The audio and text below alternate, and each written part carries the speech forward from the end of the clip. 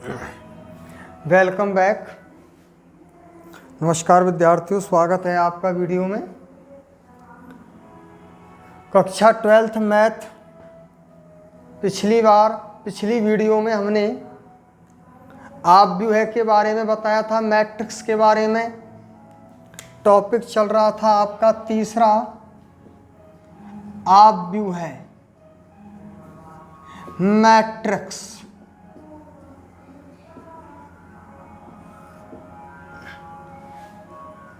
Next video में start करते हैं। आपकी टॉपिक है आपका अपव्यय के प्रकार,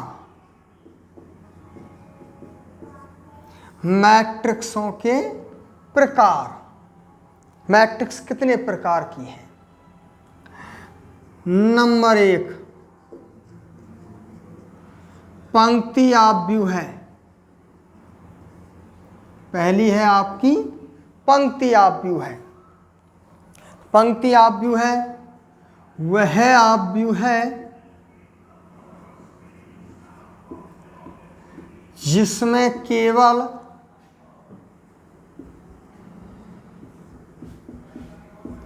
एक ही पंक्ति हो, एक ही पंक्ति हो। कैसी अपव्यय कहलाती है? पंक्ति अपव्यय कहलाती है। अथवा इसको यूँ भी कह सकते हैं, यदि A बराबर AIJ M क्रॉस N में M बराबर कितना हो? 1 हो। ध्यान याद आ गई? M क्रॉस N क्या थी? अपव्यय की कोटि या अपव्यय का क्रम। M क्रॉस N में M पंक्तियों की संख्या को व्यक्त करता है और N स्तंभों की संख्या को व्यक्त करता है। यदि पंक्तियों की संख्या कितनी हो? 1, M बराबर कितना हो? 1 हो, तो जिसमें केवल एक ही पंक्ति होगी तो वो कैसी अपव्यय कहलाएगी? पंक्ति अपव्यय। जैसे फॉर ऑल एग्जाम्पल,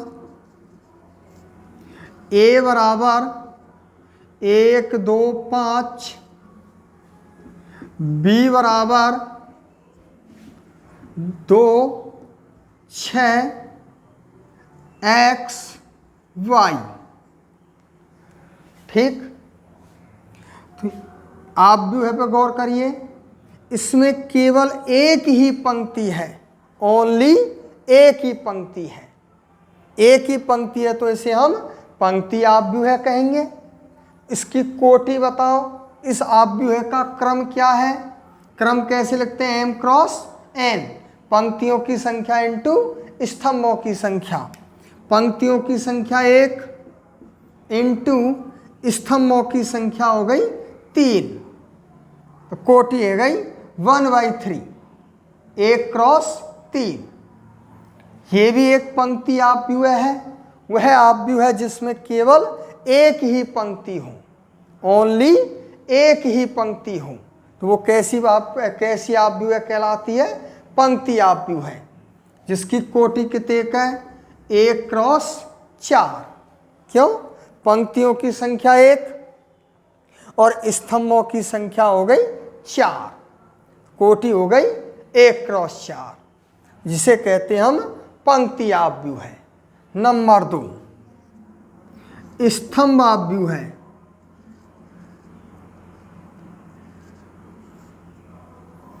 स्तंभ अपव्यय,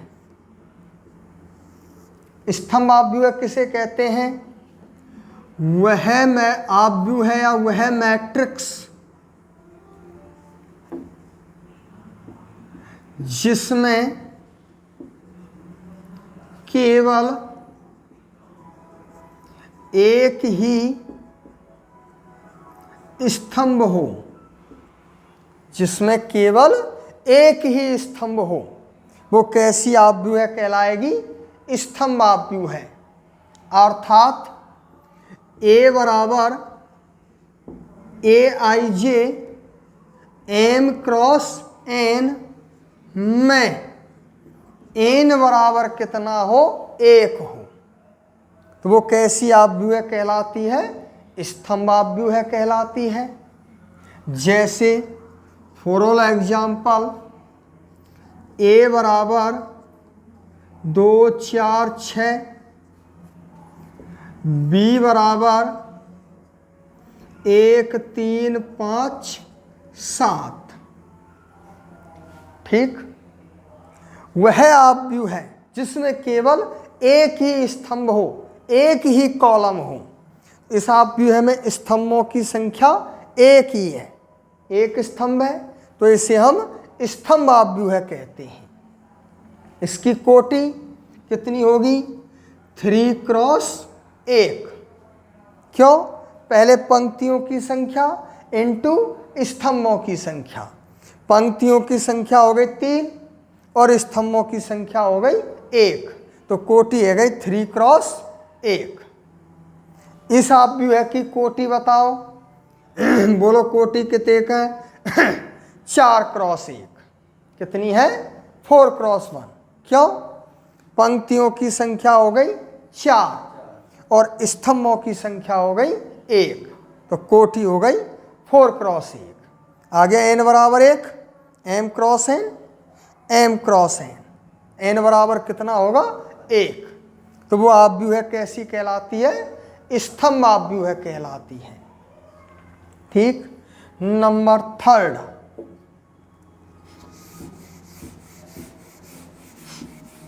नंबर 3 है आपकी शून्य आव्यूह है। कैसी आव्यूह है, शून्य आव्यूह है। नंबर 3,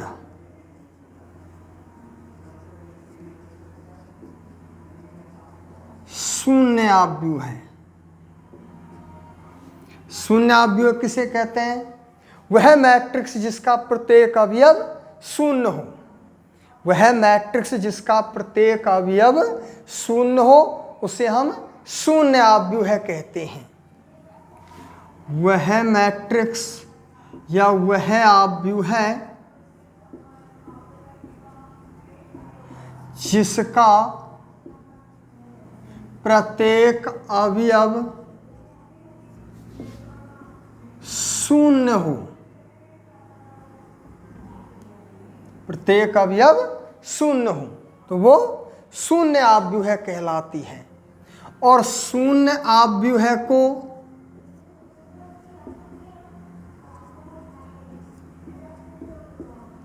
हम कैसे व्यक्त करते हैं, 0 से, o से, 0 से निरूपित करते हैं, व्यक्त करते हैं। जैसे फॉर ऑल एग्जाम्पल 0 0 0 0 0 0 0 0 0 0,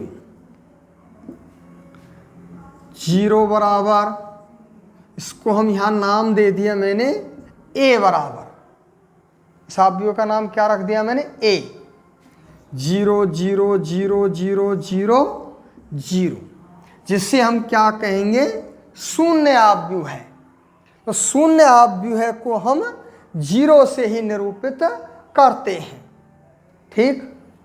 गौर करो, वह आव्यूह है जिसका प्रत्येक अवयव शून्य हो, टोटल अवयव शून्य हो, तो वो क्या कहलाती है, शून्य आव्यूह कहलाती है। चाहे आव्यूह की कोटि कितनी भी हो, आव्यूह की कोटि कितनी भी क्यों ना हो, यदि मैट्रिक्स का प्रत्येक अवयव शून्य है तो वो शून्य आव्यूह कहलाती है।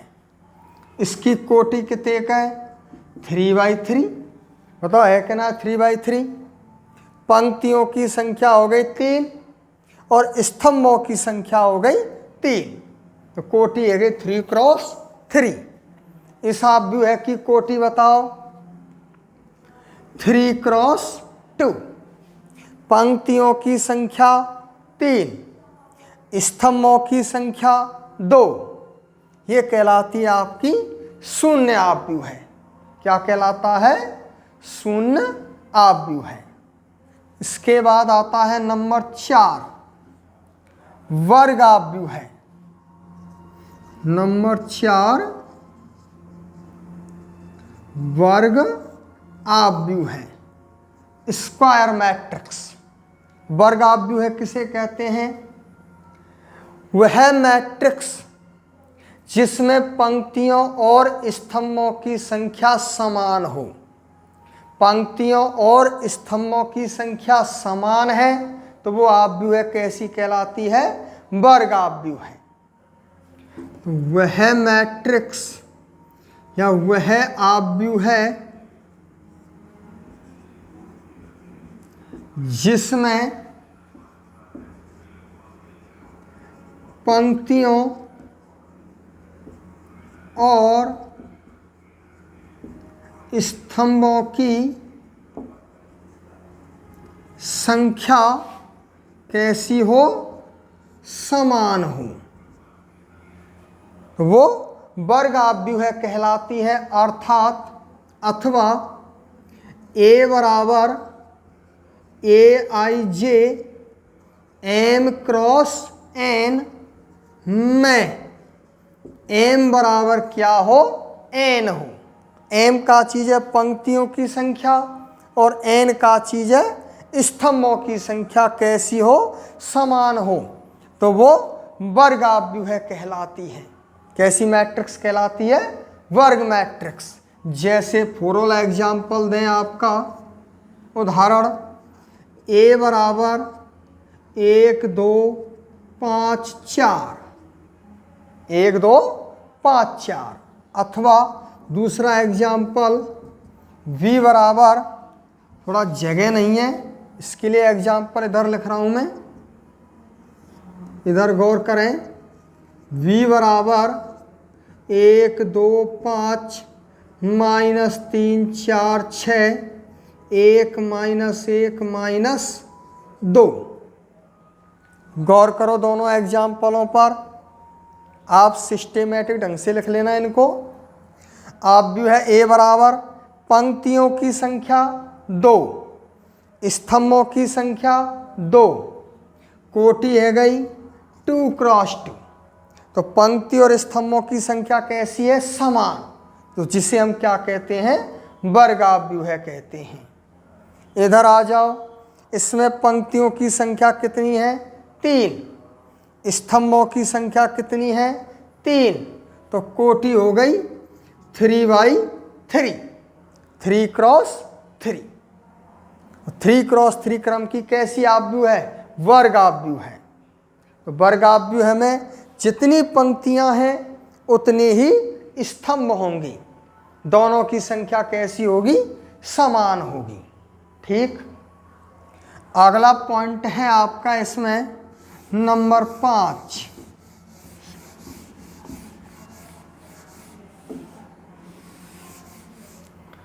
नंबर 5 विकर्ण आव्यूह है। कैसी आव्यूह है? विकर्ण आव्यूह है। क्या होता है विकर्ण आव्यूह है?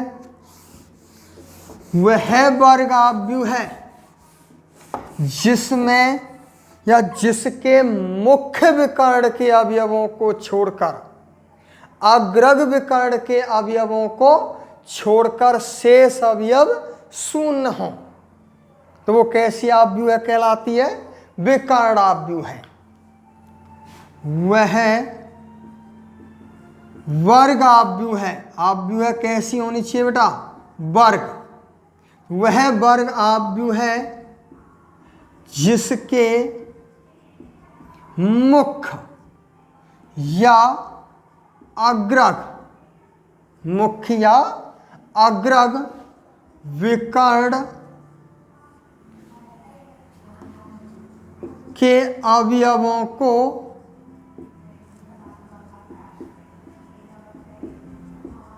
छोड़कर शेष अवयव शून्य हो। शेष अवयव कैसे हो? शून्य हो तो वो विकर्ण आव्यूह कहलाती है।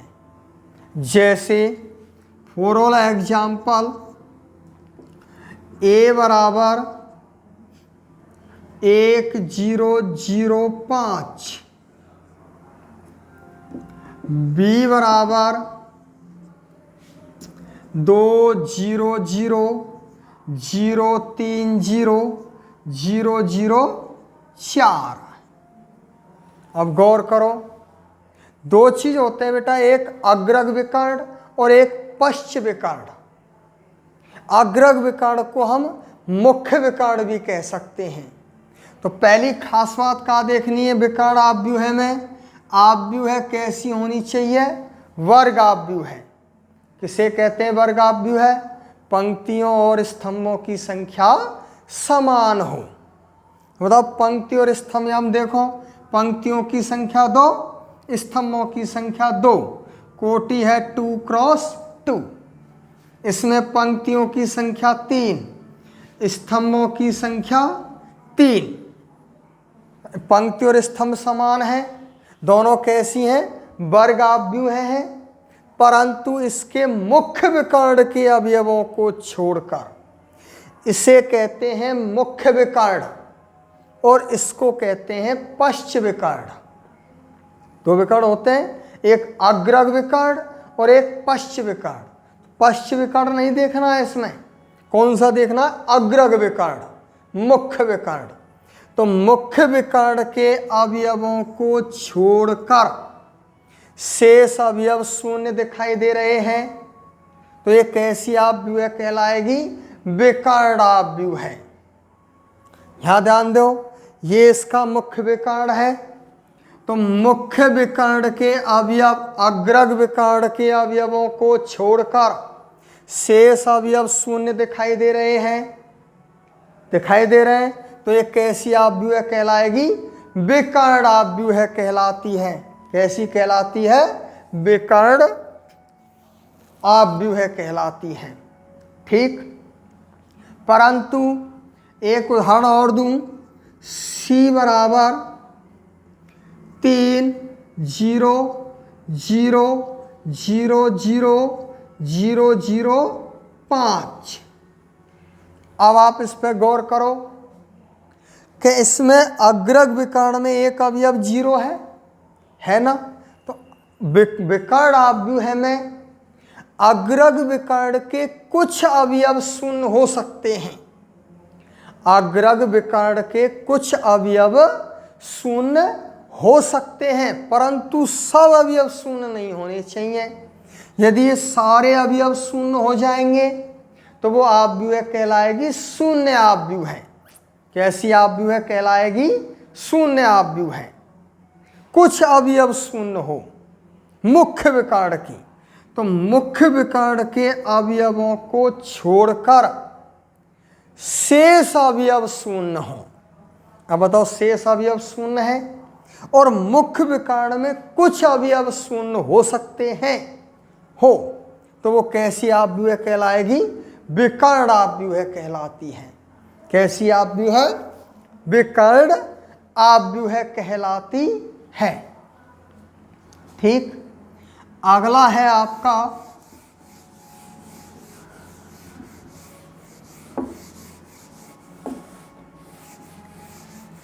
इकाई आव्यूह है या तत्समक आव्यूह है। नंबर नेक्स्ट कितने हो गए? 4। जो भी क्रमांक है आप डाल लेना। पंक्ति आव्यूह है, स्तंभ आव्यूह है, शून्य आव्यूह है, वर्ग आव्यूह है और विकर्ण आव्यूह है। नंबर नेक्स्ट है आपका इकाई आव्यूह है। कैसी आव्यूह है? इकाई या तत्समक आव्यूह है। इसको हम तत्समक आव्यूह भी कहते हैं। इकाई आव्यूह किसे कहते हैं? वह वर्ग आव्यूह है जिसके मुख्य विकर्ण के अवयव एक इकाई हो तथा शेष अवयव शून्य हो। अग्रग विकर्ण के अवयव कितने होने चाहिए? 1, और शेष अवयव कैसे हो? शून्य हो। वह आव्यूह है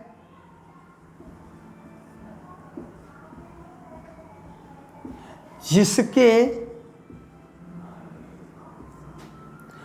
मुख्य विकर्ण के अवयव एक इकाई हों, एक इकाई, एक वन, एक इकाई हो तथा शेष अवयव क्या हो, शून्य हो, तो वो कैसी आव्यूह कहलाती है, इकाई आव्यूह है। बहुत ज़्यादा काम आएगी ये आपके काजें, बहुत ज़्यादा यूज होगा इसका चैप्टर के अंतर्गत, इकाई आव्यूह का। और इकाई आव्यूह को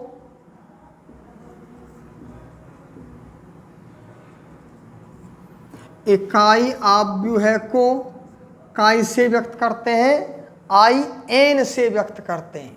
आई आइडेंटिटी, तत्समक, इकाई। एन क्या है यहाँ पर, कोटि। क्यों, तो वह वर्ग आव्यूह है। आव्यूह कैसी होनी चाहिए, वर्ग आव्यूह, जिसके पंक्ति और स्तंभों की संख्या कैसी होनी चाहिए, समान। आई एन से हम व्यक्त करते हैं। काय से व्यक्त करते हैं, आई एन से निरूपित करते हैं। जैसे ए बराबर 1 0 0 0 1 0 0 0 1, बी बराबर 1 0 0 1 है। परिभाषा क्या है, वह वर्ग आव्यूह है। देखो दोनों आव्यूह वर्ग आव्यूह है या नहीं। पंक्तियों की संख्या, स्तंभों की संख्या समान है, 3 3। कोटि है गई 3 क्रॉस 3। यहाँ ध्यान दो, पंक्तियों की संख्या 2, स्तंभों की संख्या 2, कोटि है गई 2 क्रॉस 2। वर्गाव्यूह हो गया, जिसके मुख्य विकर्ण के अवयव एक इकाई हो, एक ही होना चाहिए, एक। तो मुख्य विकर्ण के अवयव एक इकाई दिखाई दे रहे हैं कि ना दे रहे, यहां भी मुख्य विकर्ण के अवयव एक इकाई है, तो इसे हम क्या कहेंगे, इकाई आव्यूह है या तत्समक आव्यूह है कहते हैं। ठीक। और इकाई आव्यूह को हम काय से व्यक्त करते हैं, आई एन से निरूपित करते हैं। काय से व्यक्त करते हैं, आई एन का मतलब है आई 3। इस आव्यूह को हम क्या कहेंगे, आई 3 कहेंगे। 3 का मतलब है कोटि है 3। 3 को मतलब है कि वर्ग आव्यूह है, जितेक पंक्ति है बितेक स्तंभ होंगे। पंक्तियों की संख्या और स्तंभों की संख्या कैसी होगी, समान होगी। आई 3 का मतलब समझ गए आप, 3 क्रॉस 3 की क्रम की इकाई आव्यूह है। और इसे क्या कहेंगे, अब बता दो आप, बोलो, I2। क्या कहेंगे इसको, I2। आई यानी आइडेंटिटी, तत्समक आव्यूह, इकाई आव्यूह किस क्रम का है, 2 क्रॉस 2 क्रम की आव्यूह है। समझ में आ गई। नेक्स्ट अगला पॉइंट है आपका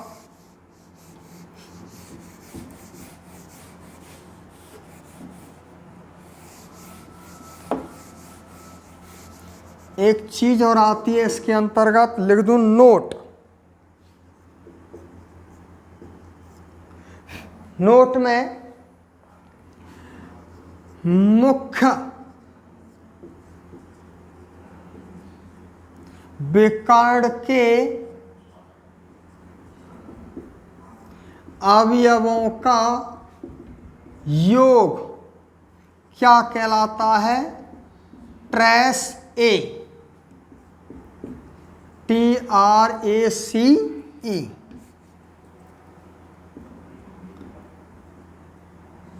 TRACE, ट्रेस ए कहलाता है। क्या कहलाता है? ट्रेस ए कहलाता है। समझ में आ गई? जैसे ए बराबर 2 3 0 5 4 1 3 2 3 और आपसे पूछा जाए कि ट्रेस ए बताओ। क्या पूछा जा रहा है? ट्रेस ए। तो ट्रेस ए कैसे निकालेंगे? ट्रेस ए बराबर मुख्य विकर्ण के अवयव बता चुका हूं, अग्रग विकर्ण, पश्च विकर्ण। अग्रग विकर्ण के अवयवों का योगफल क्या कहलाता है? ट्रेस ए कहलाता है। 2 + 4 + 3 बराबर कितना आया? 9। तो ये क्या कहलाता है? ट्रेस ए। कंपटीशन का क्वेश्चन है, कंपटीशन में पूछा जाता है ट्रेस ए। ऑब्जेक्टिव टाइप दे देगा, आव्यूह दे देगा, लेकिन आव्यूह कैसी देगा? वर्ग। तो मुख्य विकर्ण के अवयवों का योगफल ही क्या कहलाएगा? ट्रेस ए कहलाता है। ठीक, याद रहे।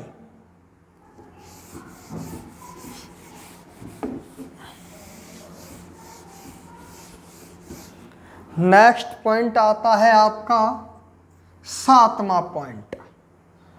7वां पॉइंट क्या है आपका? समान आव्यूह है। कैसी आव्यूह है? समान। दो चीज होती है, एक तुल्य मैट्रिक्स और एक समान मैट्रिक्स। और भी है ऊपरी त्रिभुजाकार, निम्न त्रिभुजाकार। ऊपरी त्रिभुजाकार और निम्न त्रिभुजाकार। और अगली है क्षैतिज आव्यूह है और ऊर्ध्वाधर आव्यूह है। कौन कौन सी? क्षैतिज आव्यूह है और ऊर्ध्वाधर आव्यूह है। देख लो, सभी देख लो। क्षैतिज आव्यूह है। कैसी आव्यूह है? क्षैतिज आव्यूह है। क्या होता है क्षैतिज आव्यूह है? वह आव्यूह है, वह आव्यूह, कैसी भी आव्यूह हो, जिसमें स्तंभों की संख्या पंक्तियों की संख्या से अधिक हो। स्तंभों की संख्या अधिक होनी चाहिए पंक्तियों की संख्या से। तो वो कैसी आव्यूह कहलाती है? क्षैतिज आव्यूह कहलाती है। लिख दूं इसको। तो नेक्स्ट वीडियो में हम आपको, अब आप यहां तक स्टडी कर लो, ठीक। और नेक्स्ट वीडियो में हम आपको यहां से स्टार्ट कर देंगे। समझ में आ गई? ठीक। अगली वीडियो में आप, चलो इसको तो करा ही देता हूं यहां तक, इसको और लिखा दूं। वह आव्यूह है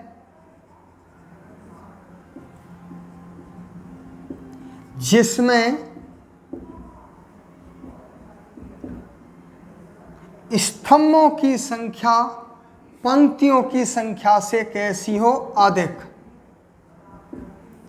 स्तंभों की संख्या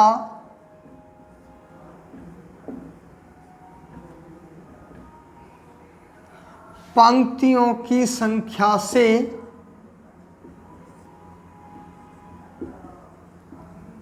कैसी हो? अधिक हो। n is greater than n। स्तंभों की संख्या पंक्तियों की संख्या से अधिक हो तो वो कैसी आव्यूह कहलाती है? क्षैतिज आव्यूह कहलाती है। जैसे 1 2 3 5 2 4 6 8 -1 2 5 4। गौर करो इस पर। पंक्तियों की संख्या 3, स्तंभों की संख्या 4। पंक्तियों की संख्या 3, स्तंभों की संख्या है 4। तो स्तंभों की संख्या अधिक है पंक्तियों की संख्या से, जिसे हम क्या कहते हैं? क्षैतिज आव्यूह कहते हैं। ठीक, देखिए विद्यार्थियों, अब आप यहाँ तक अध्ययन कर लो। नेक्स्ट वीडियो में हम आपको यहाँ से आगे समझा देंगे। अभी और बकाया है, इसमें पूरा नहीं हुआ है। इसमें ऊर्ध्वाधर आव्यूह है, ऊपरी त्रिभुजाकार आव्यूह है, निम्न त्रिभुजाकार आव्यूह है, अदिश आव्यूह है, तुल्य आव्यूह है, समान आव्यूह है। इनके बारे में हम आपको नेक्स्ट वीडियो में बता देंगे। ठीक, धन्यवाद।